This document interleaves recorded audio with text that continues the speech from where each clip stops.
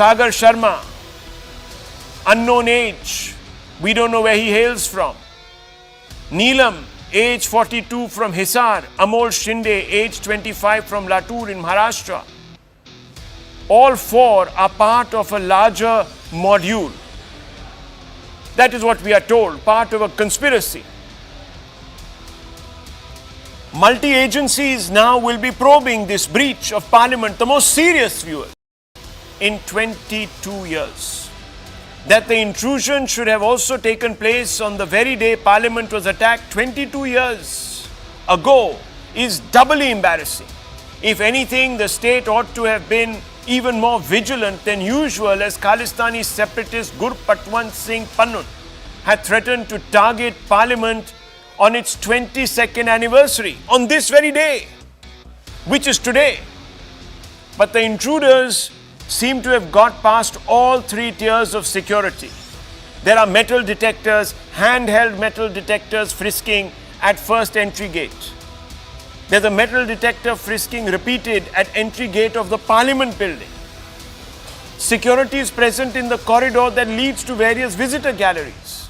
Visitors are not allowed to carry phones, water bottles inside the gallery, let alone, viewers, smoke munitions. Viewers, had they carried, as I told you, something more lethal, we would have been staring at a catastrophe. India of 2023 is very different from that pale shadow of a state of the 90s and the early 2000s that had traded terrorists for its kidnapped citizens or had remained inert when Pakistan struck at will, or when it provocatively courted separatists right here in the heart of the capital, barely, viewers, 3 kilometers from the Prime Minister's house. Modi's India, a world power, is made of different stuff. Today the world listens when India talks. Today the world takes a step back when India puts its best foot forward. Rising India is making 5th generation fighter jets, the deadliest missile systems. It is projecting power beyond its shores through indigenous aircraft carriers and submarines. It has acquired the ability to hit a pint-sized missile hurtling towards it from space. It can land probes on the moon. Yet, it can't seem to get the relatively easiest things right. It can't secure access to its parliament or even secure a platoon in its own backyard in Kashmir. India's security apparatus has failed it twice in 1999. It couldn't secure the nation in 2001 or 2008 or 2019. It's almost as if more things change, the more they stay the same. The reason is simple, and it can be summed up, viewers, in one phrase: the lack of accountability. Ask yourself, when was the last time a big head rolled for failing Bharat in the face of a security failure? So who is accountable?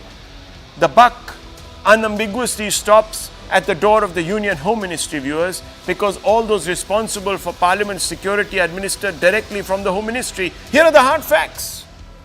Square them, viewers, against what I'm saying. I always tell you the hard facts up front, viewers, so that you are better informed about the circumstances, the context, the pretext, the subtext of every story. This is how it all works. This is the grid of Parliament, security grid. There is a security net of CRPF, the Indo-Tibetan Border Police, the IB, the Delhi Police, the SPG and NSG, and Parliament has its own security. Advanced technology for authorization, identification and authentication on protocols is employed or deployed.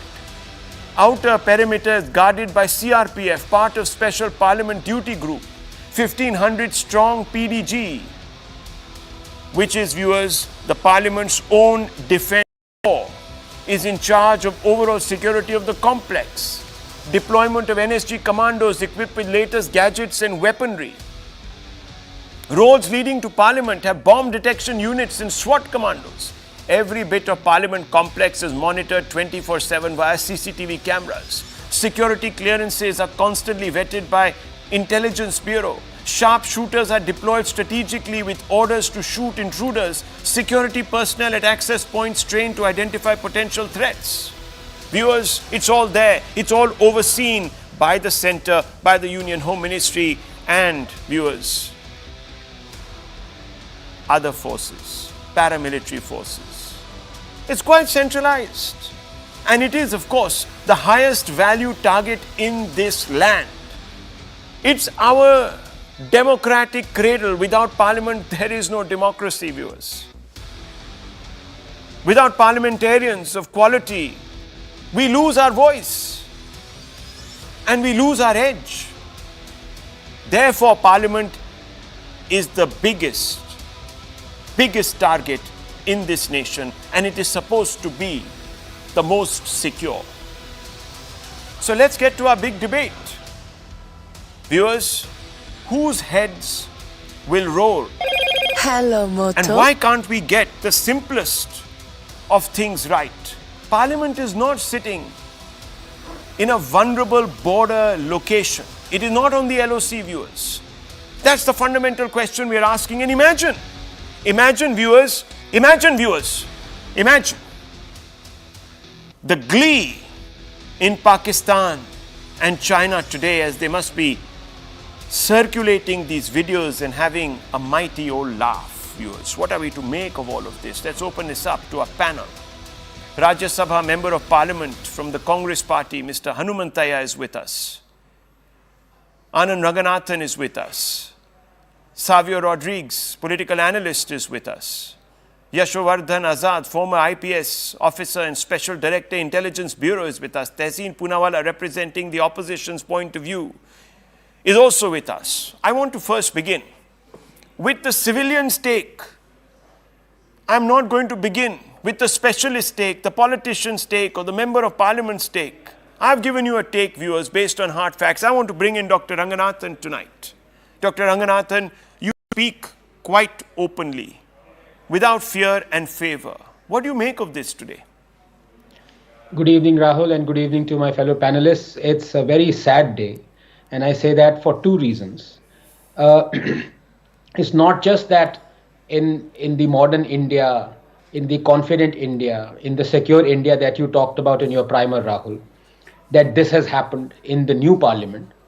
It is that it has happened on the anniversary of the parliament attack.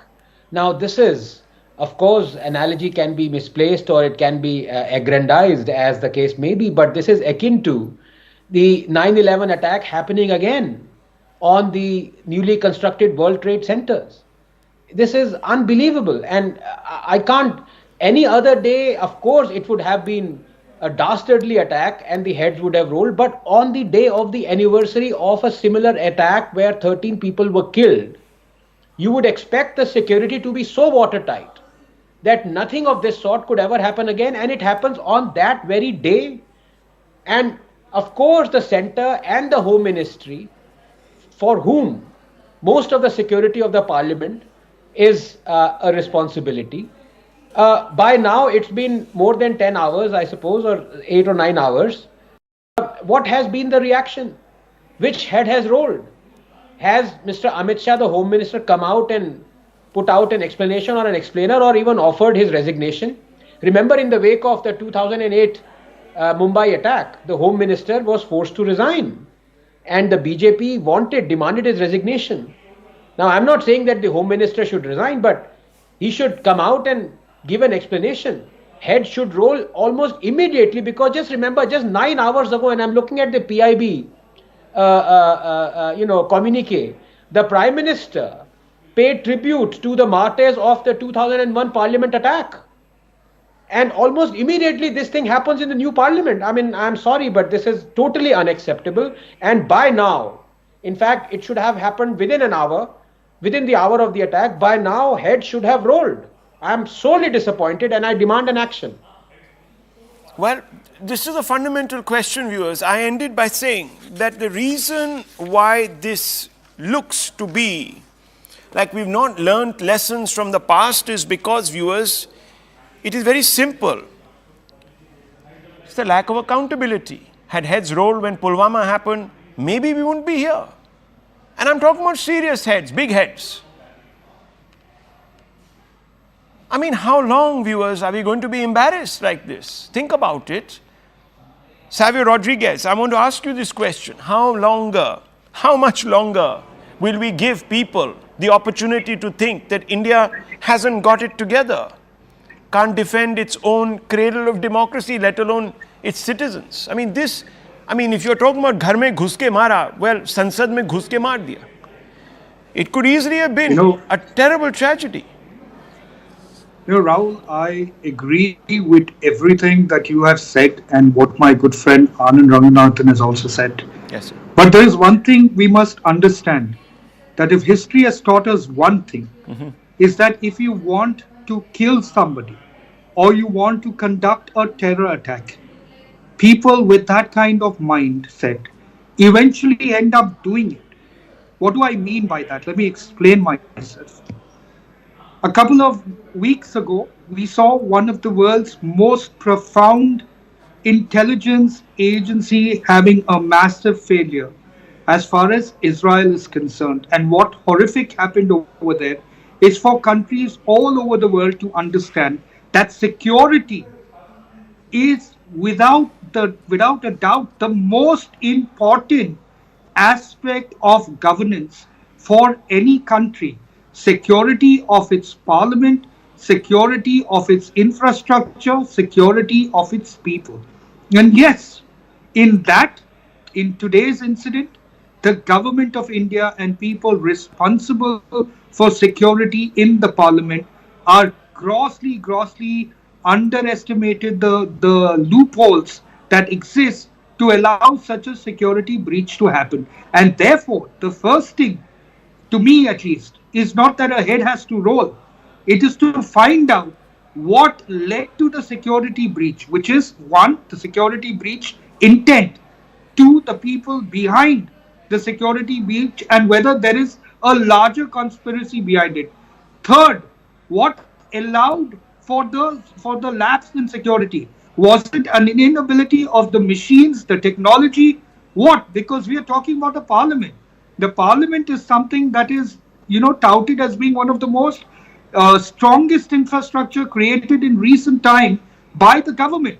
Therefore, what led to the security breach? Because you had a canister that came in, a metal canister that came to the parliament, and that was not detected at all. Okay. So you have serious security breaches happening, and that needs to be answered, because this could have very well been a terror attack in a similar fashion, where a metal canister could have been used or a poisonous gas could have been used, but we have allowed for the security breach to happen. So I'm not looking for a head to roll right now. What I'm looking for is the intelligence failure that something like this could have happened. Let me and bring this in. is the same problem that happened in Israel, which was an intelligence failure. Okay.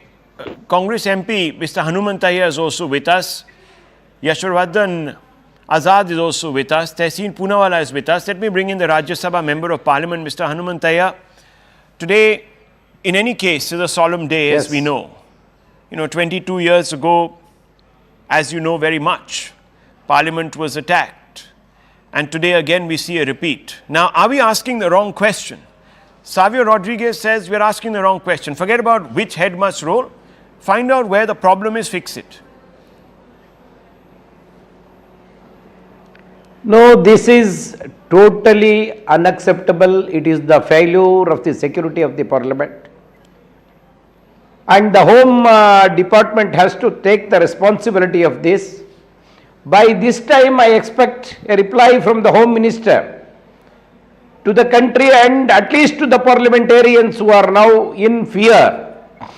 He should have come out and said what is the lapse which has taken place in the afternoon of this day. Number two, this is totally unacceptable. The technology is so strong today. You can find out even in kilometers what is happening.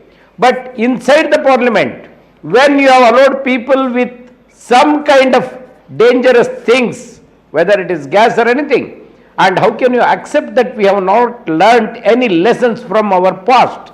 That is another important issue that has to be taken up today. Have you learnt the lesson which we have lost some years ago, 13 security?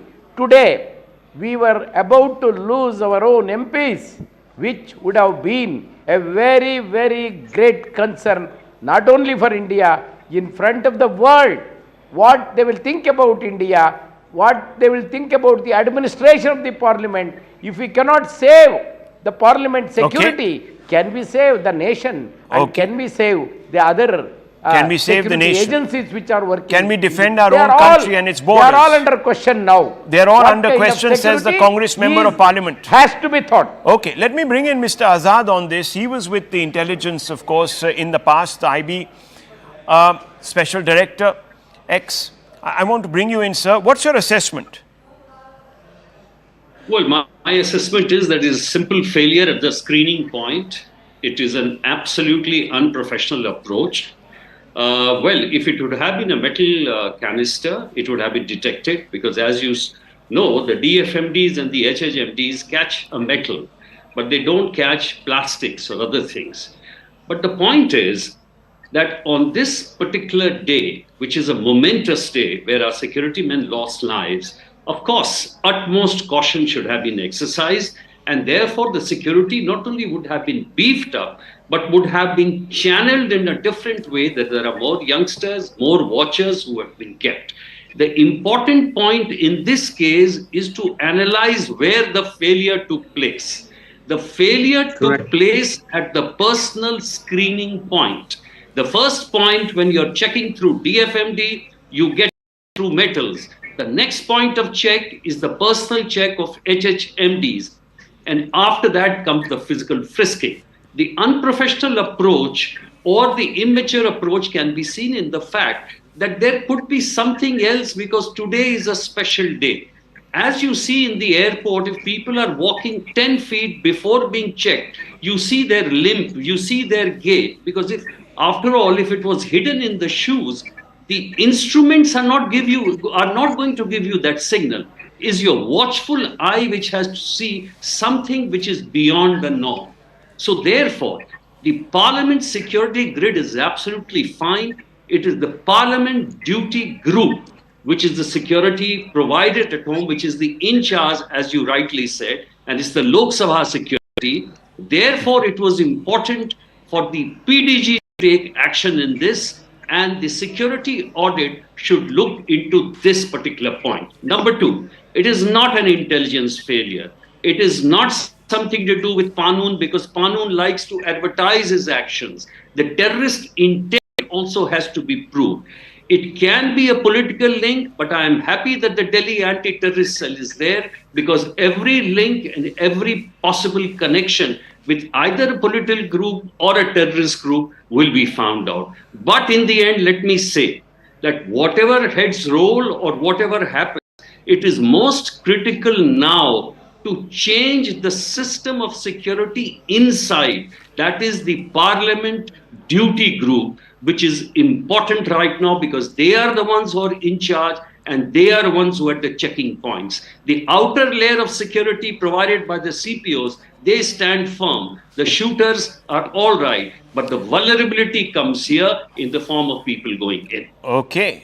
Tehseen Poonawala, let me ask you this question straight off the bat. We are being told by the experts.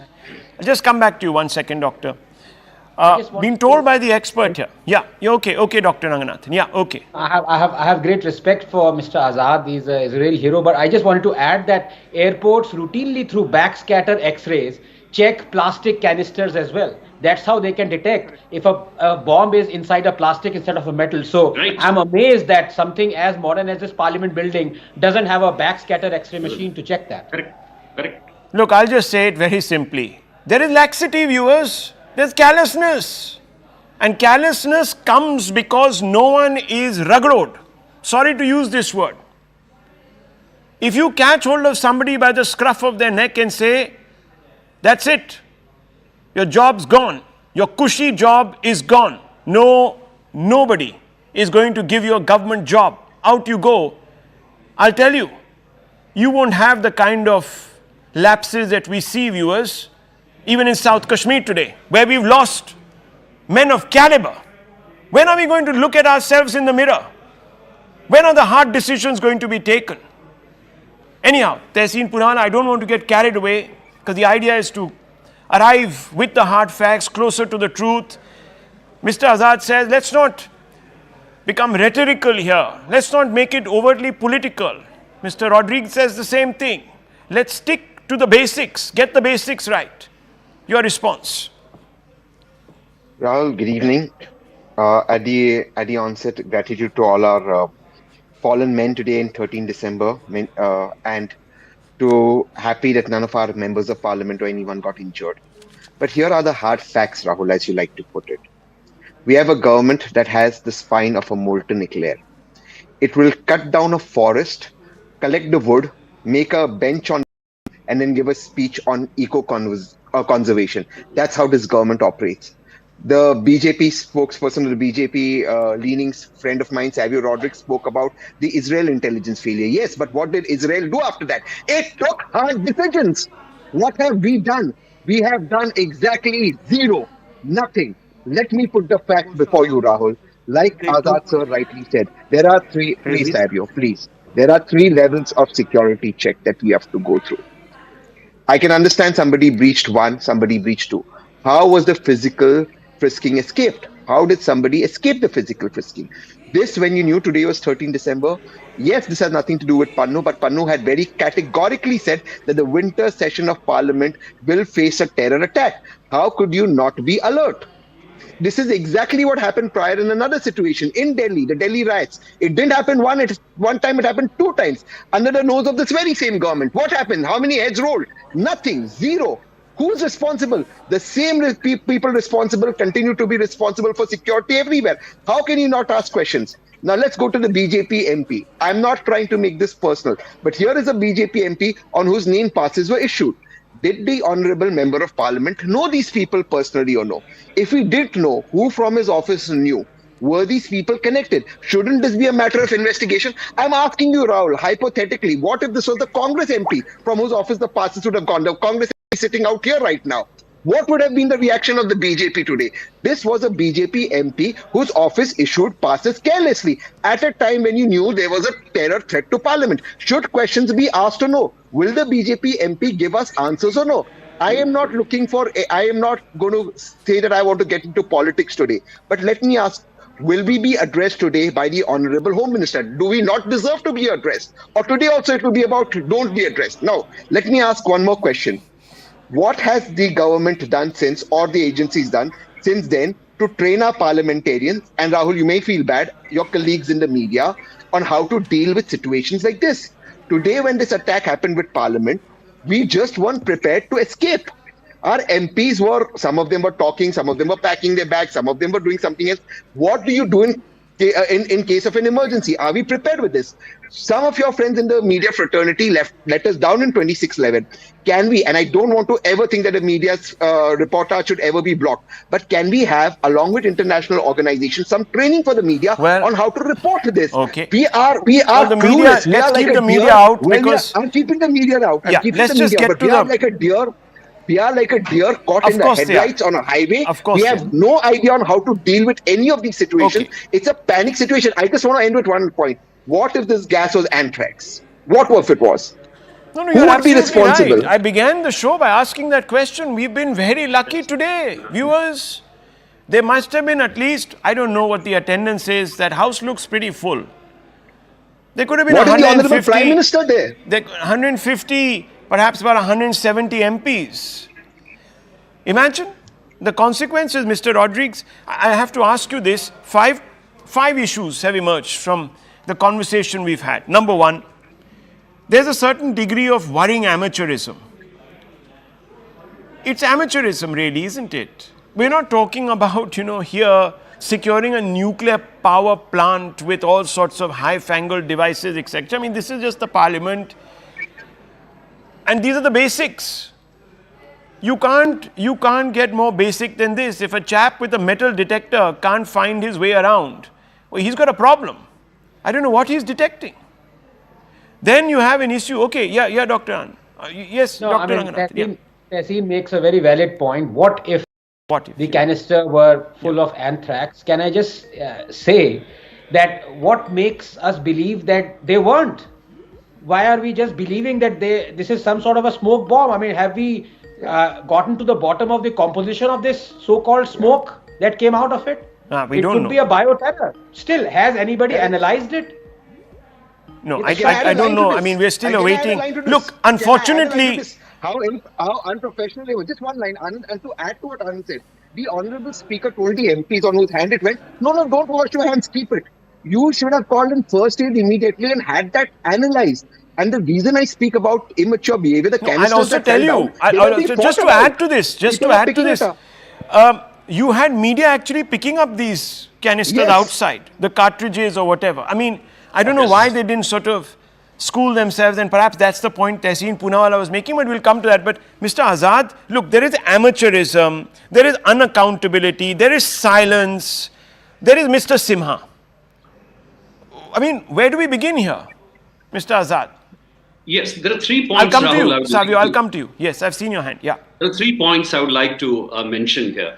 First is, in fact, it is in the parliament rules that whenever you issue passes, this is by the MPs, you are responsible for them. In fact, you have to write there, he's my relative or he's my friend or he's very well known to me. What actually is happening in parliament is that people from the constituency are just going to the MPs and getting the passes issued from the office.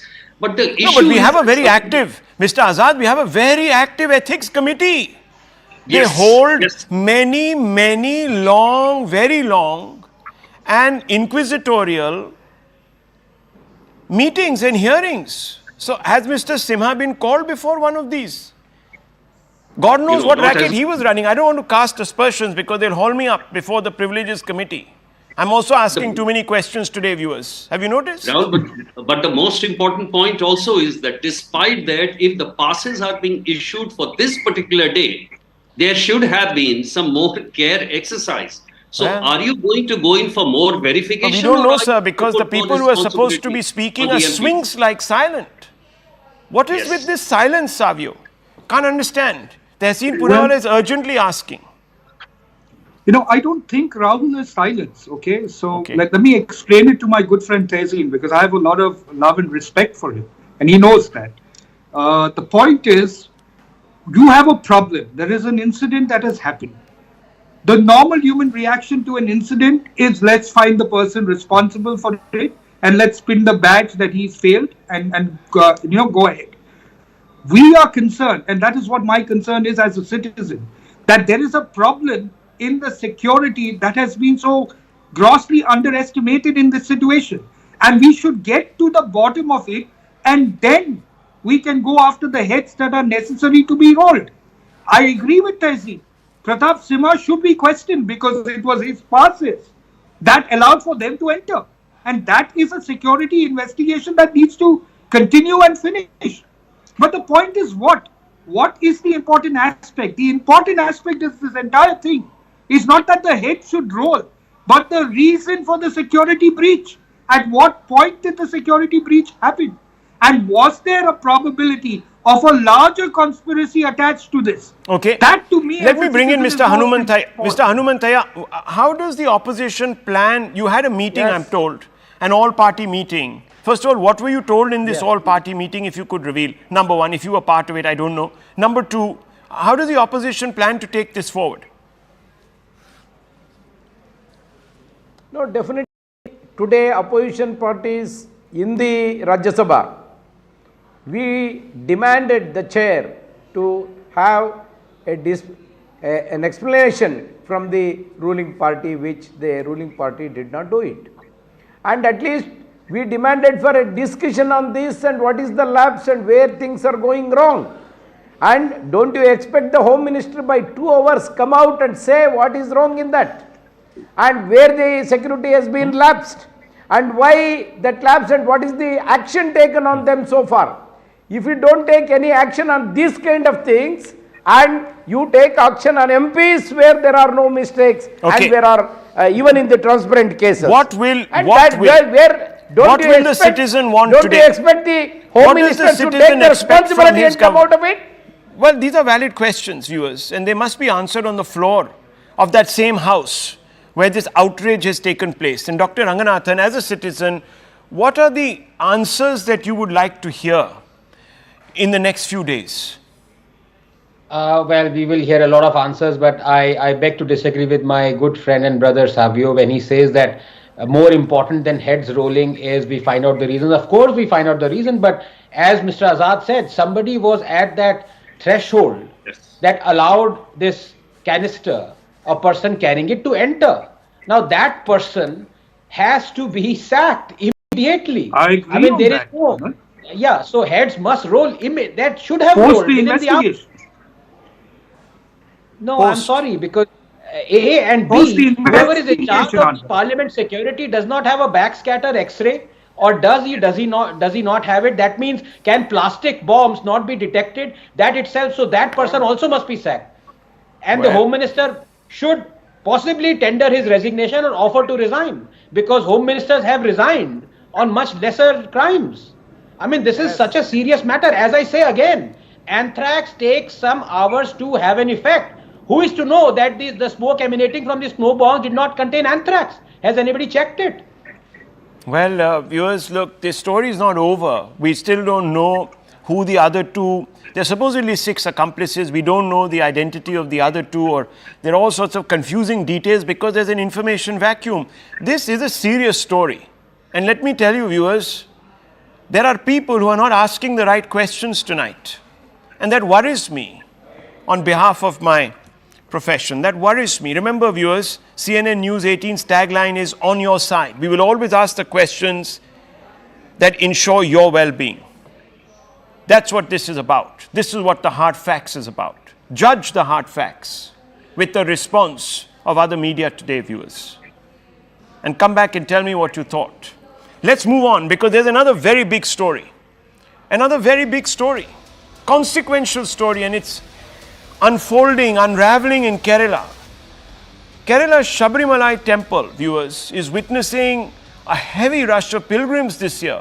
Over 80,000 devotees visited the temple yesterday, and due to the swelling crowd, devotees were standing in line for 8 to 10 hours. I mean, look at those pictures. You could think that this was cattle being rustled through a narrow gauge turnstile. Now, obviously, viewers, people are losing their patience.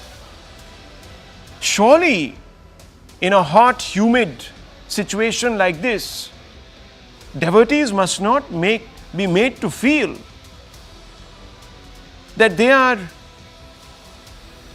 going to have to, viewers, turn back from a darshan. Unfortunately, many had to.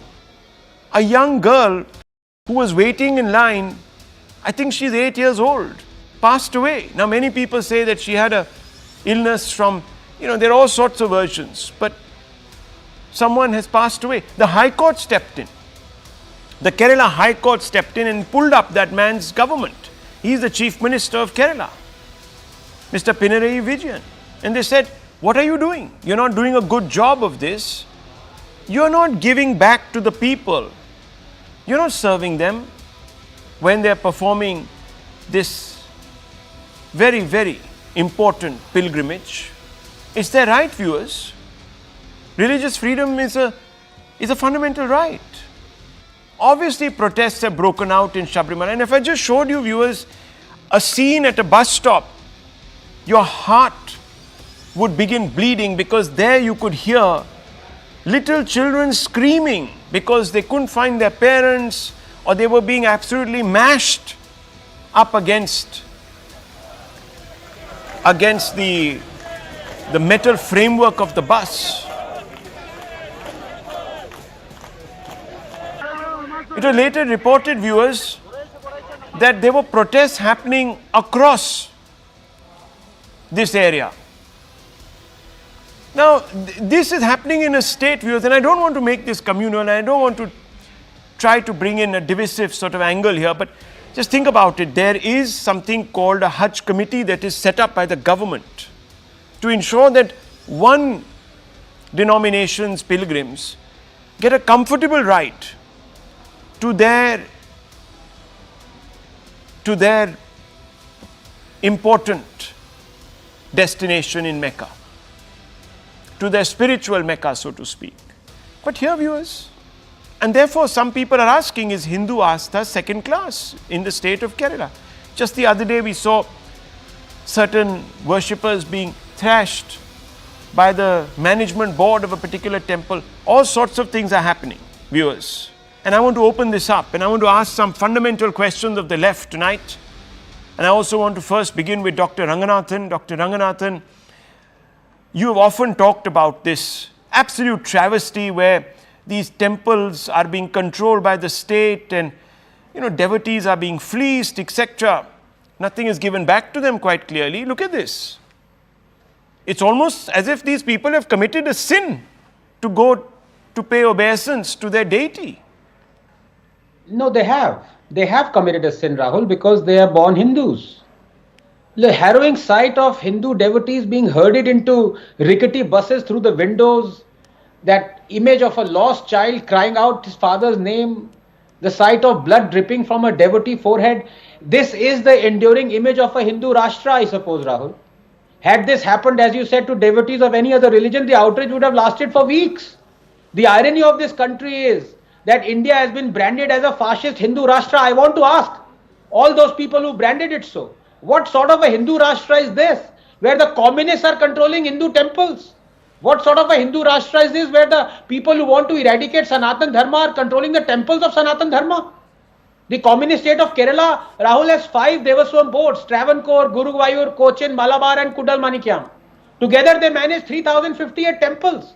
The communists, for whom religion is supposedly the opium of the masses, are controlling Hindu temples and their boards, appointing board members on their whims and fancies. Many either belong to Communist Party or are card-carrying members of it. Why?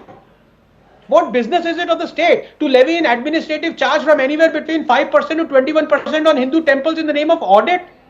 What business is it of the state to dictate how many times a puja is conducted and who is to conduct it and who is qualified to be the priest and what is going to be the procedure for worship? What business is it of the state to control tens of thousands of acres of temple land and then set rent for it? The loss of Hindu temples on account of this alone is estimated over decades to be in lakhs of crores. According to T.R. Ramesh, the activist and litigant, the Tamil Nadu government, that should be earning a minimum of 6,000 crores per annum from the 2.44 crore square feet of temple land it controls, earns a mere 58 crores, not even 1%. State control, Rahul, of Hindu temples and their property is by far the largest, financially most damaging scam of independent India. Even using the petroleum sector as a cash cow pales in comparison to the loot and pillaging happening of Hindu temples in the name of secularism. But then I ask you, if the Congress can bring in a legislation to control Hindu temples in 1959, one that still stands, why can't the BJP bring in a legislation to override it? Rahul, if you truly believe that religion should keep out a state, the corollary is also equally applicable, that the state should keep out a religion, but does it? A Hindu temple, its income, its educational institutions are controlled and interfered by the government, but those of a mosque, a church are not. Why?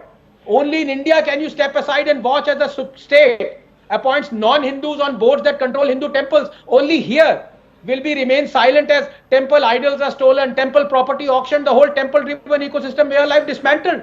Assault on Hindu temples are turned into assault on Hinduism itself. As Vikram Sampath said, the day is not far when Hindus will be led quietly to like lambs to their slaughter. But I disagree with him. They are not being led quietly. They are shrieking. They are bleating. Well, viewers, discriminatory secularism is the affliction that strikes us. And Dr. Ranganathan has written about it in his book. I have written about it in my book, Modi in India 2024 and the Battle for Bharat. Read both our books, you'll get a good perspective on it. I'm unabashedly today peddling our books because, viewers, it gives you a perspective. I want to ask the CPI leader, why are you in the business of managing Hindu religious places, Mr. Varshne? Can I ask you this simple question?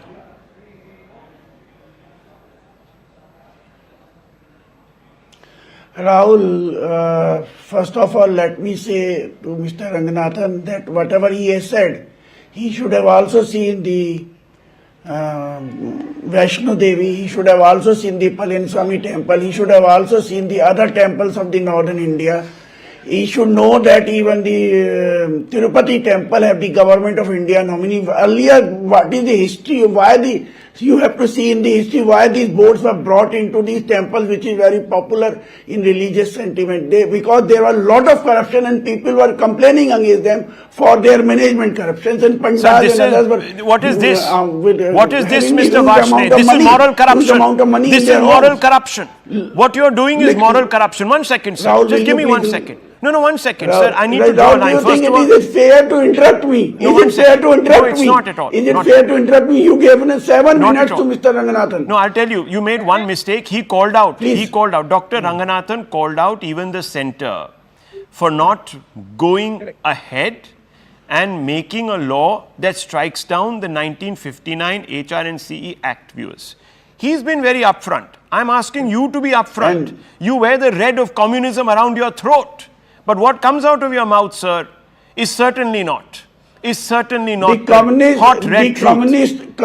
No, I'm asking you tonight. Please listen. Why are you doing this? The communists are also. The communist government is also due to be bound to provide the facilities to the pilgrims and regulate their entry into the temple. Whether it is temple of Kerala or temple of other anywhere. Why don't you do it for the? Secondly, Why don't you do it for other denominations? Why only Hindus? Are churches and mosques not corrupt, sir? No. Why are you not controlling them? If any and if any mosque are also under the Waqf board for your kind information, and Waqf board are being nominated by the local governments, and Waqf board is nominated by the local government. Always the government send their nominees to the Waqf board. Sir, are you please, telling? what Why are are you you lying saying, in sir, front today? of the Why are you nation doing to this, sir, CNN? today? Why are you doing this, sir? Why are you communalizing this? From where have you From learned the that Communist Party? You're not mosques even are not supposed to governed think by the Waqf religion. board? You're not even Mosques supposed are to also be governed by the in Waqf the board. business of religion. What is the Waqf board? What am I supposed No, to it is not a business of religion. It is a question of making a providing the business facilities out of someone's to the astha. pilgrimage. Now, viewers, It is look, providing. It is not a business. Those who say it is a business, it is a BJP line. It is BJP. So what do you do with that money? What do you do with the money that you collect? What do you do with the money that you collect from Hindu pilgrims? Board were brought. Can I ask you? Throughout the board, throughout the what these boards are there in the religious. So just take a sip of water, sir. We don't want you to lose your voice. Please just take a sip of water. I know it's very, very polluted in Delhi, but I want to ask you a question, Mr. Varshney. One small question. What do you do with the money? Can I ask you? What do you do with that money? Because it's certainly not being spent in creating facilities for these poor, unsuspecting pilgrims. Okay. We provide them infrastructure, Baba. I can see that, sir. They're standing there with twigs on their head trying to block out the sun. Then registration has to be done. This is the infrastructure, viewers. This much of people are coming. You know, that entire, I'll tell you, viewers, that bridge might come down. That bridge might come down. That bridge might come down. This is the infrastructure. They're stuffed there like sardines. I want to bring in Rahul Ishwar. Rahul Ishwar, you are very closely involved with all of this. What does the state government do with the money? 1 second, Mr. Varshney. Let's get somebody who knows to speak. First, Rahul Shivashankarji, 2 submissions. First of all, as a ordinary proud Hindu believer, my pranam to Anand Ranganathanji, who I know is a scientist and atheist, for airing the right mind of every devotee. I also thank Rahul Shivashankar for highlighting this issue. There are some structural issues. Please don't skirt those issues. Dineshji, with due respect to you, there are some serious flaws. And with due respect to him, let me point out one real instant where Devasam Board, who is taking money from Shabarimala, argued against the very Shabarimala in Supreme Court just 5 years ago. Can you imagine this happening to any place in the world? Devasam Board, controlled by the communist government, appointed the communist Devasam Board chief. They argued against the very temple they are taking money. And people like us, NSS, other Hindu organizations, Sangh, all had to come together and create a legal resistance there. So please remember, there are some structural issues. Please don't be blind to that. Second, India got the freedom, but our temples didn't get the freedom even after independence. If you check the Kerala history, it was nearly in 1812 that the Britishers had the nefarious strategy of controlling Hindu temples. And do you know what is the rationale? They told temples are corrupt, so we have to manage them. This is the same strategy the Britishers used because they want to divide the locals, they want to control the Hindu temples because they didn't want Hindu temples to become consolidation point against the British Empire. So please remember, temples need freedom. I respect our Muslim brothers and Christian brothers. Just like they have the freedom to run their own affairs, please let us have the right to run our own affair. You know, I would be, please forgive me for saying this, 6-7 years back, there was a stampede that nearly killed 106 people called Pullumedu tragedy. God forbid if something happens like that. That's the reason why we have to be very careful. I am not in the position of blame game, but I would humbly request, we need to give more facilities because otherwise Kerala itself is shamed. Nearly 75 to 80% of pilgrims are coming from Tamil Nadu, Andhra, Karnataka, Telangana, the South Indian states and Maharashtra. When they come to Kerala, they see Malayalis or Keralites not giving them enough facilities. And it's a matter of fact that 12 to 15 hours of queue are there. How can we close our eyes? There is lack of scientific crowd management. There is a lack of a person who can Baba, same queue are there in Tirupati. Same queue are there in Tirupati. Government of India nominee there. Same queue are there. That's the point. Can I point out? Sir, Tirupati is open 365 days. There are same queues are there in various other temples. There are points of nuances and differences. You are forgetting. Tirupati is open 365 days and per day Tirupati is having 50 to 55,000 people. That is why there has to be a registration system. It can range between 75,000 to 1,20,000. There are differences in this. Shabarimala is a season open every day. So government has to be on vigilant. We have a review meeting today. Government should allocate more funds. Okay. Government should be I just need to step in here. Gentlemen, first of all, let's not speak over each other. Varshney Saab, please. You already have a bad throat. Just drink a little bit more water. Soothe that throat. I'll come to you. Just hold your horses. Yeah, just have a sip of water. Yes, Dr. Ranganathan, you wanted to make a point. Yes. Yes, no, I was saying a couple of questions to my good friend Dinesh ji. One, he says the reason that he gives for the controlling of Hindu temples by the state is because there was a lot of corruption. By that logic, does it mean to say that there is no corruption when churches and mosques are run and gurdwaras are run? Number two, his equivalence of the Waqf board is so totally misplaced because the government does not charge or take money from the mosques, neither from the Waqf board. It is almost independent. Number three, when he talks about the corruption, when he talks about the bringing in emancipation of women and equivalence and liberty, and that is how the communists supported the Sabarimala judgment of Supreme Court, I want to ask him, is he for the Catholic women being ordained as priests? Is he or is he not? तीन सवाल पूछे हैं वार्ष्णेय जी आपसे. We are. Then we are. Have we you are. filed a case? Why should we be separated? That Catholic women cannot be No, ordained. why should we file the case? So look, every time the legal case does not help you. You will have to make a social movement for this. You will have to make the movement for this to make the consciousness among the Christian clergy and Christian clergy has to realize. Every religious clergy has to realize that women is an equal partner. Please don't see us as Equal soft targets. partner. Each and every religion, Hindus whether as soft Islam targets. or Persian or Jews or Hindus have kept their women in low esteem. Okay. Oh, you must read historical context. Dinesh ji, please don't see Hindus as a soft target. Every religion has sanctity and we all have the right to run our own religious place as per Article 25 and 26. The whole point is there is a disrespectful attitude towards Hindus from the left liberal spectrum, and in the name of secularism, all others are protected. We are becoming the victims of secularism because we are not allowed to run our temples. We don't have freedom over the temples. We are subjected to continuous litigation. Whereas I am happy for our Muslim and Christian brothers. They are not attacked by What do you mean by freedom of the temple? We are single-handedly at the mercy of the government and the left liberals who are continuously. Anybody can visit them. Well, viewers, you see, this is a problem. We're up against really a mindset that militates against just one particular community. And you know what they say, viewers? We have to do it because there's corruption. It's clear that they just don't trust Hindus in isolation. That's pretty much what it is.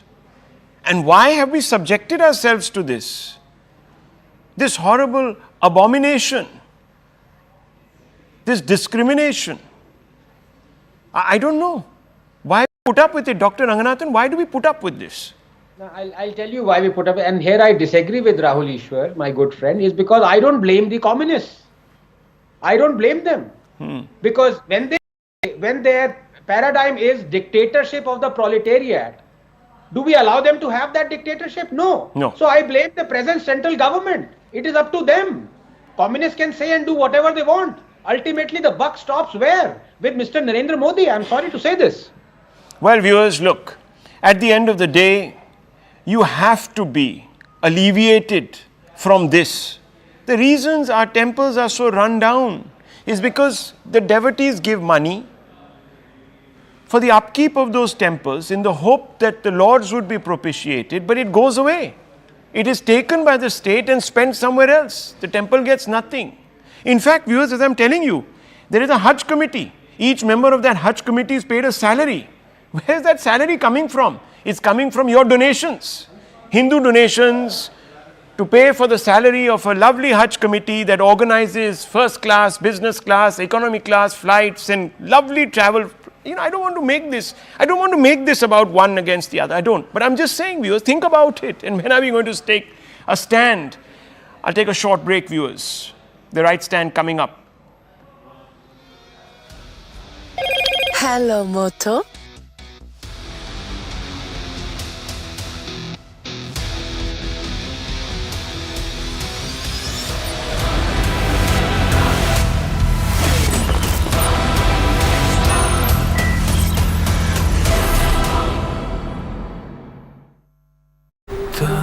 They're not even allowed to carry their chargers and their mobile chargers with them. That's the kind of security that you really have around Parliament. This is very, very shocking for everybody who has seen it. And of course, the YSR MP who was there on the floor of the House telling us the first-hand witness over there. Absolutely. Let's recap for our viewers what we've learned so far, ladies and gentlemen.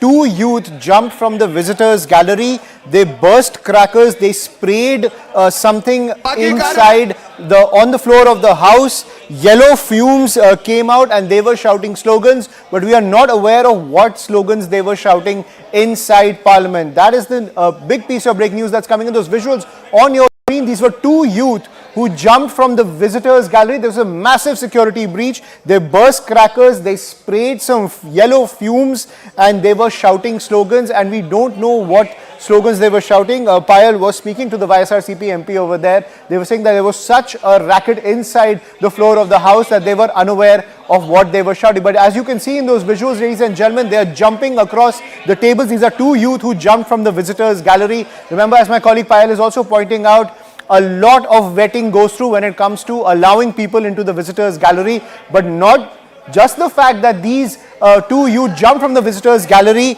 they were carrying firecrackers as well as sprays. They sprayed yellow fumes inside Parliament on the floor of the House and they were shouting slogans. I'm joined by my colleague Anwar Srivastava, who's getting us more details when it comes to this major security breach inside Parliament. Anwar, over to you. Yes, the initial that we are getting from the police is the police are saying that the elements that have been used inside the Parliament is said to be the color bomb that is usually used on Holi. This is what the police are saying. Those officers who are on spot and they have conveyed it to senior officials that it has been found that these were color bombs that have been used inside the Parliament. But the police are saying that they are still to verify whether it was only color bombs and what was the intention behind it. Because police are saying that as far as initial investigation is concerned, they have only found color bombs here, which are usually used on Holi festival. But there are senior officials at spot. Some persons have also been detained, and police are trying to find out what are these bombs actually, whether or not, because it is also being said that a matchstick was used to fire them. So how did these things get inside? That will also come into the picture. But initial point is to find out if anyone has been, if any injury has been sustained by anyone. First of all, then what was the object used? Police are saying that could be possibility just the color bombs, and also police will rule out all other dangers that could be. And so the police force has been moved towards the Parliament. The security men who were there on the cordon and also on the inside are at the spot right now. The spot is being inspected in detail, and police will come out with more details. But initial, the duty of the police would here be to cordon the entire area and to find out exactly what elements were used and whether or not any other person has sustained any injury. Eventually, a case will also be registered if need be, and if anything dangerous is found. Because even if it was a color bomb and a matchstick was used to light it, Explosive Act will be enforced here, and those who have been, those who have been detained, their roles will be further examined, and then initially the police action will be initiated, or the FIR, whatever legal action will be required, that will be done. But the police senior officers that are on the spot, they are telling right now that the primary focus is to find out if anyone has sustained injury, and what was these holy bombs that the police are saying that had been used inside the parliament, and how big is the security breach that has been. News now, there seems to be a security breach in the Lok Sabha, ladies and gentlemen, where a person has jumped from the visitors gallery of the Lok Sabha. That's the piece of breaking news that's coming in. We'll try to get some more details, but what we are learning is that there seems to have been a security breach in the Lok Sabha where a person has jumped from the visitors gallery. That's the latest that's coming in from Parliament, ladies and gentlemen. That's a big piece of breaking news where there seems to have been a security breach in the lower house of Parliament where a person has jumped from the visitors gallery. We'll try to get some more details when it comes to what has happened inside Parliament, but what we are learning is that a person seems to have jumped from the visitors gallery. This is a huge security breach in the Lok Sabha, and also we've got access to those visuals. We'll play them out very soon for you. There seems to have been a security breach in the Lok Sabha where a person has jumped from the visitors gallery. This is a huge piece of news that's coming in where the breach has also been caught on camera where a person has jumped from the visitors gallery in the Lok Sabha. That's the piece of news that's coming in. Those visuals will get you very soon, ladies and gentlemen, where a massive security breach has now been reported from the lower house of Parliament where a person has jumped from the visitors gallery. Remember, the visitors gallery open to members of the public, but they go through a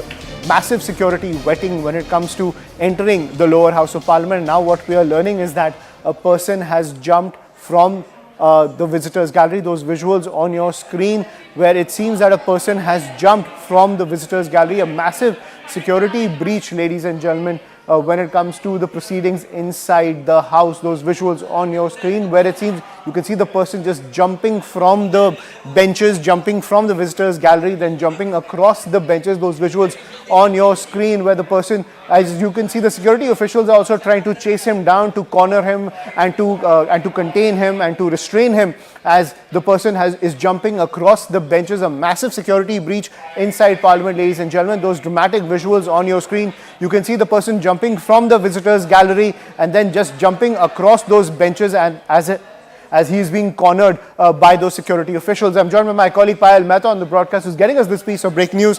Payal, give us the details. Well, I'm going to just tell you some details, and I'm joined by a member of Parliament from the YSR Congress, Mr. Sanjeev Kumar, who was there on the floor of the House, and we'll ask him what really happened. So, what really happened? The two youths, they jumped from the gallery into the hall, into the house. So they have lit two crackers. They were around 15 centimeters length, and they were yellow in color. It was throwing out huge fumes. We were terrified that it could be some poisonous gas, and we were also terrified that it could be some bomb. So immediately our colleague members of Parliament and the security people overpowered them, and both the people were dragged out of the house. Any idea whether it's shouting out any slogans? Did they shout slogans against? Yeah, they were shouting, but we could not. It was not clear for us. So we were all concentrating on the thing in their hand. We thought they were trying to throw it at some person, and one short fellow, he was trying to go to the speaker. So immediately some Lok Sabha member, he was a Sikh, he immediately overpowered him and he was dragged outside.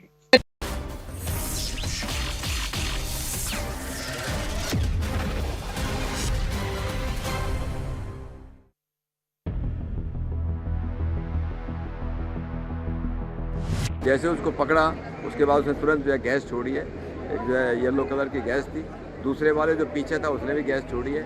एक बहुत बड़े सुरक्षा का हमारी एक चूक आज हुई है। मैं आगे की था और मैं पीछे गया, उस लड़के को मैंने रोका, दबोच लिया उसको, और दूसरा लड़का था उसके हाथ में कोई स्प्रे टाइप का स्प्रे कर रहा था, तो इस लड़के को दबोचा, तो उसके बाद दबोच के उसको ले जा रहे थे और भी सांसद आ गए, शिक्षक में बाद में आ गए, तो इसने कुछ स्प्रे मुझे जुराब और जूते से निकाल के स्प्रे किया।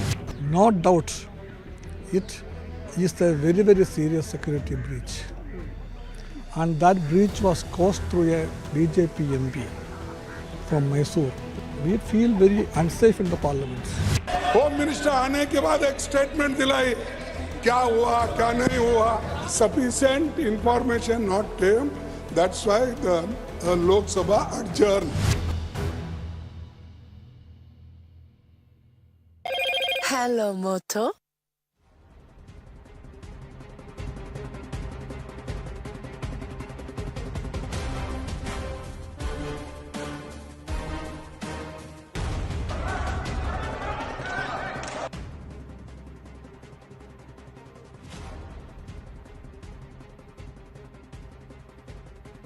Namaste, Jai Hind, and welcome to this edition of The Right Stand. Ladies and gentlemen, I'm on the road, but this is compelled a special broadcast because what's happened is unprecedented. 22 years after the horrific memories of the Parliament attack in 2001 comes this act, which many say is not a terror attack, but it's an attack or perhaps an attempt to try and raise voice against certain issues. How did 4 people get into the Parliament? How did they do what they did? Throw color bombs. And 2 sitting, that's what we're given to understand, 2 sitting in the gallery, 2 jumping into the area where the parliamentarians were. And there is, of course, a lot of politics that's happened. Somehow, suddenly, there seems to be a coordinated sense of messaging that's coming in from the opposition. And somewhere saying that had this been at the ages of an opposition MP, what would have been the reaction? But the larger question is, should we focus on the politics of it or should we focus on what is reality? And is there more to it than meets the eye? Kya ek baat hai, something that khatak rahi hai, that something doesn't add up? Because the tonality adopted is something which comes from the lines of the opposition, but the access has been granted via a BJP MP, that is Pratap Simha of Mysore. Authorities are getting to the bottom of it.